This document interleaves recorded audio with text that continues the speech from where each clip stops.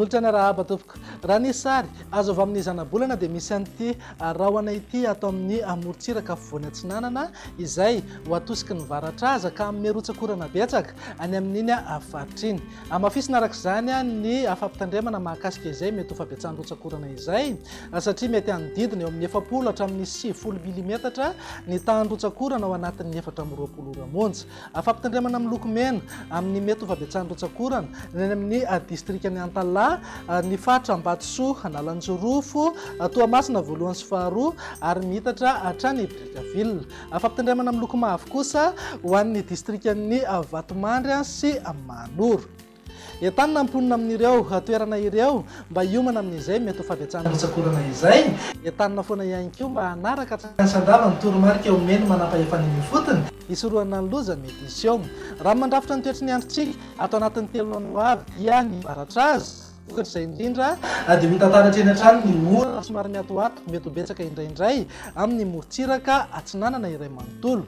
Andrahona na anjombona ho malomalika endrika araka izany ny toetry ny andro anilana ny afovoantany mety arahana herikerika manify na orana malefaka indraindray.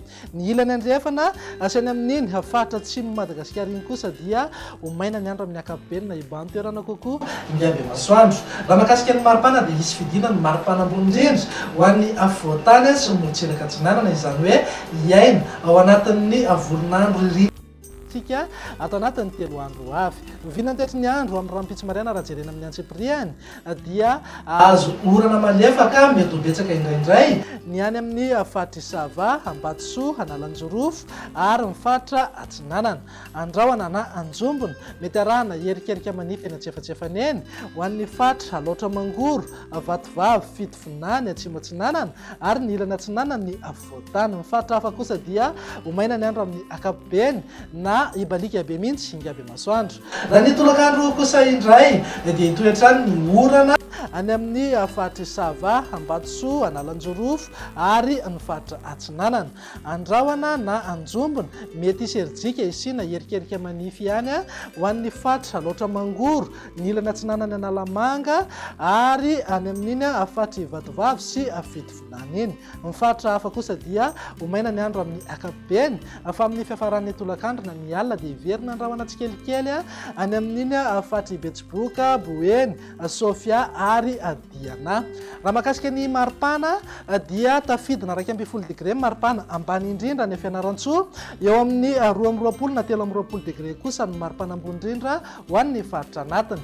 Morontsiraka saika manodidina amin'ny 9 hatramin'ny 20 degré ny maripana raha hatramin'ny 430 degré ho an'ny morontsiraka andrefana. Ananika 530 degré ny maripana ambony indrindra any amin'ny fatra Menabe sy Betsiboka.